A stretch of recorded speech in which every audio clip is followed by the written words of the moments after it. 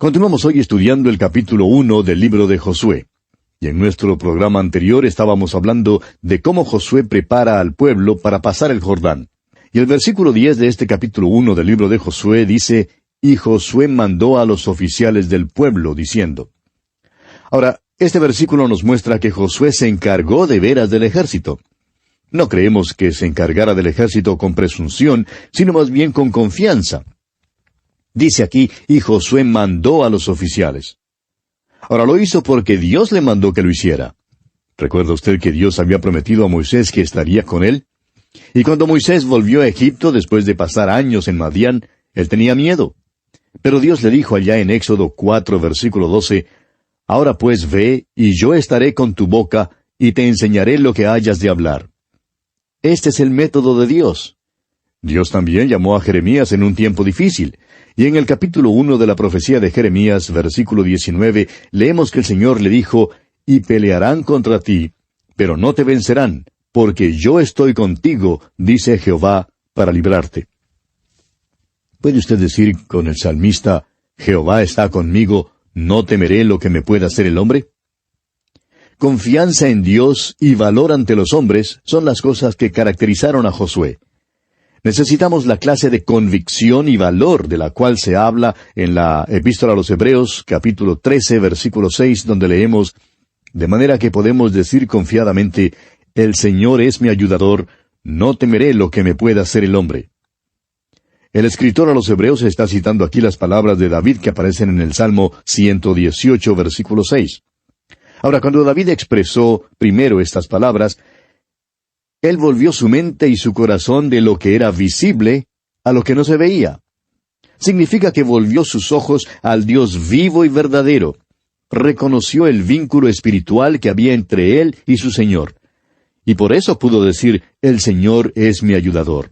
David sabía que el Señor podía salvarlo. Y Josué también sabía que el Señor le podía librar a él. Permítanos decir aquí algunas pocas cosas en cuanto al libro de Josué. La nación de Israel es la nación prominente en el Antiguo Testamento.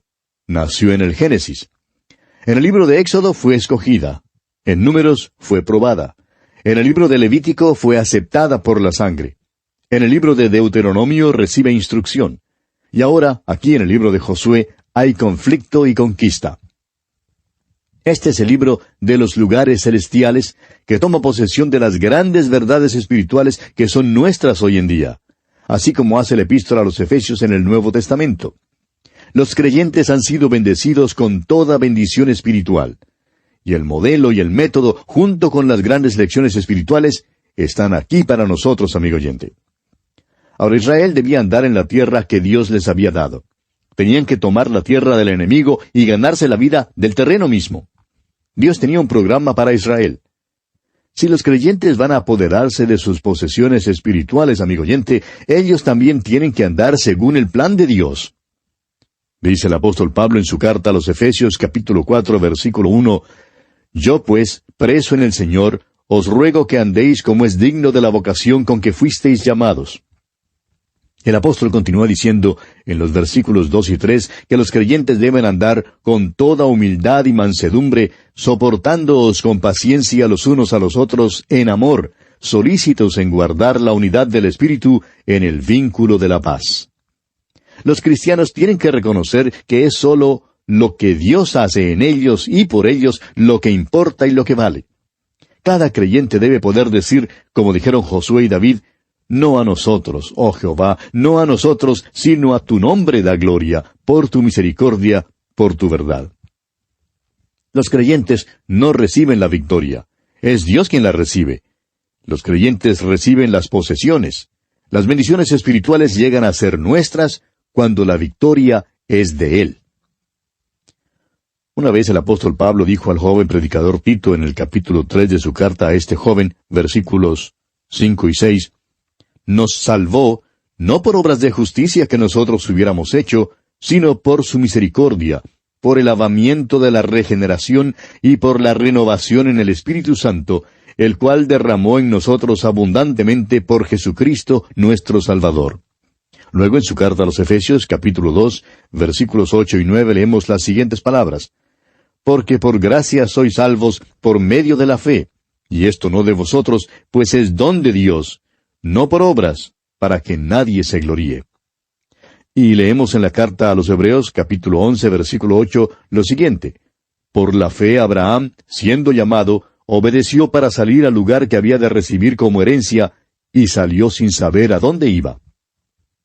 Abraham pudo haberse quedado en Ur de los Caldeos, y todavía haber dicho que creía lo que Dios decía, pero no habría valido de nada, porque sus palabras habrían sido vanas y sin sentido. Amigo oyente, uno revela o demuestra su fe mediante la acción. Abraham salió de Ur de los Caldeos, obedeció a Dios. Eso es lo que significa confiar verdaderamente en Dios. Ahora Josué creyó a Dios. Dios le había estimulado y le había mandado a entrar en acción. La palabra de Dios debía ser su autoridad. No debía apartarse de su boca. Tenía que meditar en ella. Debía obrar en todo conforme a lo que en ella estaba escrito. Esa es la fórmula de la fe. Leamos ahora el versículo 11 de este capítulo 1 de Josué. Pasad por en medio del campamento y mandad al pueblo diciendo, preparaos comida, porque dentro de 3 días pasaréis el Jordán para entrar a poseer la tierra que Jehová vuestro Dios os da en posesión. La tierra prometida es propiedad de Israel en forma incondicional, pero la posesión de ella es condicional. Israel tenía que tomar la tierra. La palabra clave del libro de Josué, como ya lo hemos dicho, no es victoria. Es Dios quien gana la victoria. La palabra clave en este libro es posesión. Israel debía tomar posesión de la tierra. Un poco más tarde, cuando Israel entró en la tierra, el maná cesó y comieron los productos de la tierra. Ese fruto de la tierra sería lo que tomaran del enemigo. No tendrían ninguna oportunidad de cultivarlo. Ahora, entre el tiempo en que comieron el maná y el tiempo cuando comieron del fruto de la tierra, hubo un período cuando Israel recorrió la comarca en busca de forraje y víveres. Ahora leemos aquí en el versículo 11 que dice, preparaos comida, porque dentro de 3 días pasaréis el Jordán. Esto no era maná, porque tenían que recoger el maná todos los días. El maná no se guardaba. Si era guardado por más de un día, no servía. Los hijos de Israel tenían que recoger el maná cada mañana. Es por eso que se nos manda en la carta a los Efesios, capítulo 5, versículo 18, a ser llenos del Espíritu. Ahora, ser lleno del Espíritu no es asunto de una sola vez. Usted no llega a la bomba de gasolina una sola vez para decirle al encargado que llene el tanque, para luego sellar el tanque porque nunca jamás le será necesario comprar gasolina. Esa sería presunción. El hecho es que usted sería necio si así lo hiciera. Sin embargo, amigo oyente, hay muchos cristianos que creen que pueden gozar de una sola experiencia y que no hay nada más de lo cual gozarse. Amigo oyente, si usted va a andar con el Señor y a vivir por Él, necesita de una plenitud diaria del Espíritu Santo de Dios. Ahora, siendo que usted llena 3 veces al día al hombre físico, ¿no sería malo llenar también 3 veces al día al hombre espiritual? Todos, amigo oyente, todos necesitamos la plenitud constante del Espíritu Santo, una dependencia de Él y una confianza en Él. Continuemos ahora leyendo el versículo 12 de este capítulo 1 de Josué. También habló Josué a los rubenitas y gaditas y a la media tribu de Manasés, diciendo, vemos aquí que todas las tribus de Israel no pasaron el río Jordán. 2 tribus y media nunca pasaron el río, y encontramos su defección muy temprano en la historia. Moisés todavía vivía cuando ellos llegaron a la orilla oriental del río, y usted recordará que hicieron una petición, la cual encontramos en Números, capítulo 32, versículos 1 al 5. Dice allí, los hijos de Rubén y los hijos de Gad tenían una muy inmensa muchedumbre de ganado, y vieron la tierra de Jazer y de Galaad, y les pareció el país lugar de ganado.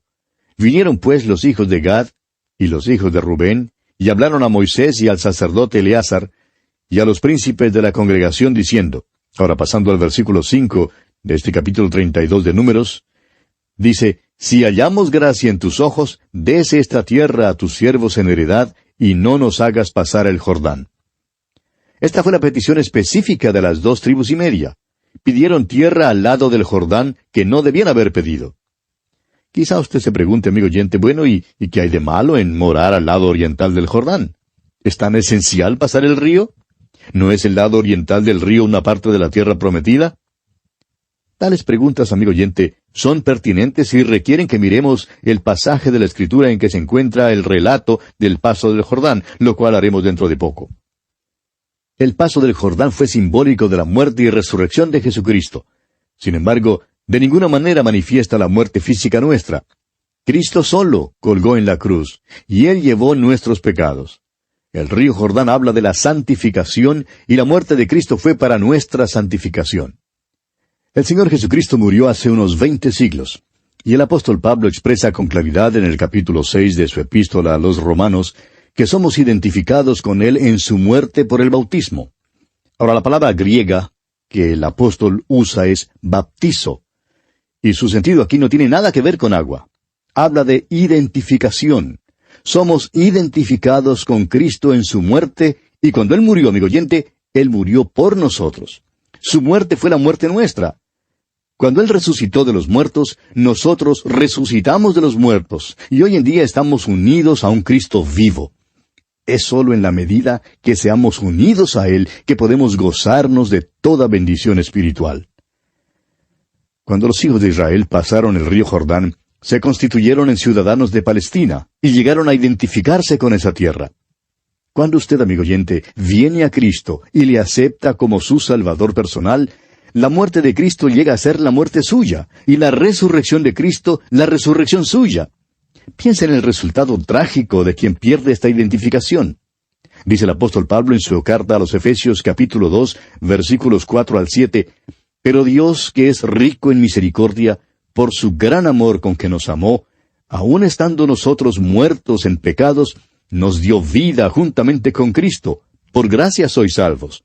Y juntamente con Él nos resucitó, y asimismo nos hizo sentar en los lugares celestiales con Cristo Jesús, para mostrar en los siglos venideros las abundantes riquezas de su gracia en su bondad para con nosotros en Cristo Jesús». Cuando Cristo murió, amigo oyente, Él murió por el pecado suyo, a fin de que usted tuviera vida.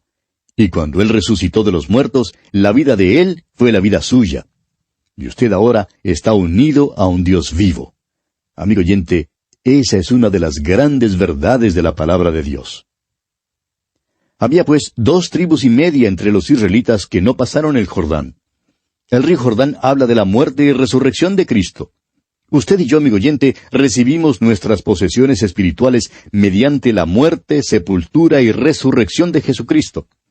El apóstol Pablo dice en su carta a los Colosenses, capítulo 3, versículo 1, «Si pues habéis resucitado con Cristo, buscad las cosas de arriba donde está Cristo, sentado a la diestra de Dios». Esto es lo que los creyentes deben hacer hoy en día. Recibimos todo esto pasando el Jordán. Muchos cristianos no saben que han sido sepultados juntamente con Cristo para muerte y levantados con Él para resurrección. No lo consideran como cierto y no se entregan a Él. Y luego se preguntan por qué las cosas no van bien en su vida cristiana. Volviendo ahora al capítulo 1 del libro de Josué, leamos los versículos 13 y 14, donde Josué continúa hablando a estas 2,5 tribus y dice, «Acordaos de la palabra que Moisés, siervo de Jehová, os mandó, diciendo, Jehová vuestro Dios os ha dado reposo y os ha dado esta tierra. Vuestras mujeres, vuestros niños y vuestros ganados quedarán en la tierra que Moisés os ha dado a este lado del Jordán. Mas vosotros, todos los valientes y fuertes, pasaréis armados delante de vuestros hermanos y les ayudaréis». El ejército de las 2,5 tribus tenía que pasar el Jordán. Aunque las mujeres, los niños y los ganados se quedaran y no pasaran el río, el ejército tenía que pasar el Jordán y entrar en el conflicto. Las batallas del Señor, amigo oyente, no pueden ser libradas sin la victoria de Él. Y en este pasaje, Dios está ilustrando una verdad importante para nosotros. Israel tuvo que vestirse de toda la armadura de Dios. Aquella armadura es la obra redentora de Cristo. Esta es la única manera por la cual los cristianos podrán luchar, y ese es el mensaje aquí. En el libro de los Jueces veremos que las 2,5 tribus se equivocaron al no pasar el Jordán. Usted recordará que cuando el Señor Jesucristo pasó el mar de Galilea y llegó al país de los Gadarenos, Encontró a los judíos ocupándose en el negocio de cerdos. Principiaron mal al no pasar el Jordán. Y muchos cristianos hoy en día, amigo oyente, están ocupados en el negocio de cerdos y sufren muchas frustraciones. Lo que debieran hacer es entrar en el descanso que Él ha provisto mediante su muerte y resurrección. Y así, amigo oyente, concluimos nuestro estudio de este primer capítulo del libro de Josué. Llegamos ahora al capítulo 2. En ese capítulo vemos que Rahab recibe y esconde a los 2 espías enviados desde Sittim. El pacto entre los espías y Rahab y el regreso e informe de los espías. Este capítulo nos presenta a una mujer de carácter y moralidad dudosos. Era prostituta y su nombre es Rahab. Se le menciona en la carta a los Hebreos capítulo 11 como heroína de la fe. Hebreos capítulo 11 versículo 31 dice: Por la fe Rahab la ramera no pereció juntamente con los desobedientes, habiendo recibido a los espías en paz. No nos gusta pensar en el capítulo 11 de la carta a los Hebreos como un capítulo acerca de los héroes de la fe. El hacerlo pone el énfasis sobre el hombre y la humanidad. Y nos gusta más bien poner el énfasis sobre la fe. El capítulo 11 de la carta a los Hebreos registra lo que hizo la fe en todas las edades, bajo todas las circunstancias, en las vidas de los hombres y mujeres. Significa que la fe puede hacer lo mismo hoy en día por usted y por mí. Los espías fueron enviados a la tierra no para ver si podían entrar en la tierra, sino para explorar cómo podían entrar mejor. Mientras los espías están en la tierra, Dios hace un paréntesis para salvar a Rahab la ramera, y la salvó por la fe. Se la menciona en la genealogía de Cristo, como la encontramos en el Evangelio según San Mateo capítulo 1, versículo 5, donde leemos: Salmón engendró de Rahab a Booz, Booz engendró de Ruth a Obed, y Obed a Isaí. Se incluyó en la genealogía por la fe. Ahora, si Dios salvó a la ramera de Jericó, ¿no cree usted que pudiera haber salvado también al alcalde del pueblo, que quizá era peor o más malo que Rahab? El alcalde de Jericó también pudo haberse salvado si él hubiera creído en Dios. En realidad, ninguno debió haber perecido. Comencemos pues considerando este primer aspecto que encontramos aquí en este capítulo 2 del libro de Josué. Rahab recibe y esconde a los 2 espías. Leamos el versículo 1 de este capítulo 2 de Josué. Josué, hijo de Nun, envió desde Sittim 2 espías secretamente diciéndoles: Andad, reconoced la tierra y a Jericó. Y ellos fueron y entraron en casa de una ramera que se llamaba Rahab, y posaron allí. 38 años antes, Josué mismo había entrado en la tierra de Canaán como espía. Su misión fue ver si era posible que los hijos de Israel tomaran la tierra. Ahora, la misión de los espías esta vez era diferente. Debían elegir la mejor manera para que Israel entrara en esa tierra. No se nos dice cómo se encontraron los espías con Rahab, sino que simplemente posaron en su casa. Continuemos ahora leyendo los versículos 2 hasta el 7 de este capítulo 2 de Josué. Y fue dado aviso al rey de Jericó diciendo: He aquí que hombres de los hijos de Israel han venido aquí esta noche para espiar la tierra. Entonces el rey de Jericó envió a decir a Rahab: Saca a los hombres que han venido a ti y han entrado a tu casa, porque han venido para espiar toda la tierra. Pero la mujer había tomado a los 2 hombres y los había escondido y dijo: Es verdad que unos hombres vinieron a mí, pero no supe de dónde eran. Y cuando se iba a cerrar la puerta, siendo ya oscuro, esos hombres se salieron y no sé a dónde han ido. Seguidlos aprisa y los alcanzaréis. Mas ella los había hecho subir al terrado y los había escondido entre los manojos de lino que tenía puestos en el terrado. Y los hombres fueron tras ellos por el camino del Jordán hasta los vados, y la puerta fue cerrada después que salieron los perseguidores. Cuando Rahab la ramera recibió a los espías, se arriesgó. Se podría decir que ella fue desleal a su rey y al gobierno. Sin embargo, una nueva lealtad hacia un nuevo rey se formaba gradualmente en su corazón. Es verdad que el apóstol Pablo en su carta a los Romanos capítulo 13 nos dice que debemos someternos a las autoridades superiores y que debemos respetar a los que nos gobiernan. Pero cuando las leyes de un Estado chocan con la voluntad manifiesta de Dios, no hay otra cosa que hacer, amigo oyente, sino obedecer el mandato de Dios. Ahora, esta mujer Rahab tenía fe, pero mintió. Mintió a las autoridades diciéndoles que los espías habían salido cuando en realidad estaban escondidos en su terrado. Pero ella lo hizo para proteger a estos hombres. Ahora, esto no quiere decir que este sea el procedimiento aceptado y aprobado por Dios, porque aparece aquí en la Biblia. Aparece registrado porque así fue como sucedió. Y la Biblia cuenta las cosas tal como sucedieron, amigo oyente. Pero eso no quiere decir que sea el proceso o el procedimiento aprobado por Dios. En efecto, Dios condena la mentira. Ahora recuerde usted que en el negocio en que estaba Rahab, todo pasaba, todo se aceptaba. Bien pudo ella haber seguido cualquier otro tipo de conducta. Pero fíjese lo que ella hizo. Arriesgó su vida para salvar a los espías. La luz de la verdad empezó a penetrar sus tinieblas paganas. Ahora una persona cuya fe ha madurado ha aprendido a contestar sin sacrificar la verdad. Pero Rahab no era lo que uno llamaría una hija de Dios, sino hasta después de esta experiencia. Y bien, amigo oyente, vamos a detenernos aquí por hoy porque nuestro tiempo ha llegado a su fin. Continuaremos, Dios mediante, con este interesante asunto en nuestro próximo programa y contamos con su siempre fiel sintonía. Será pues hasta entonces y que el Señor le bendiga abundantemente.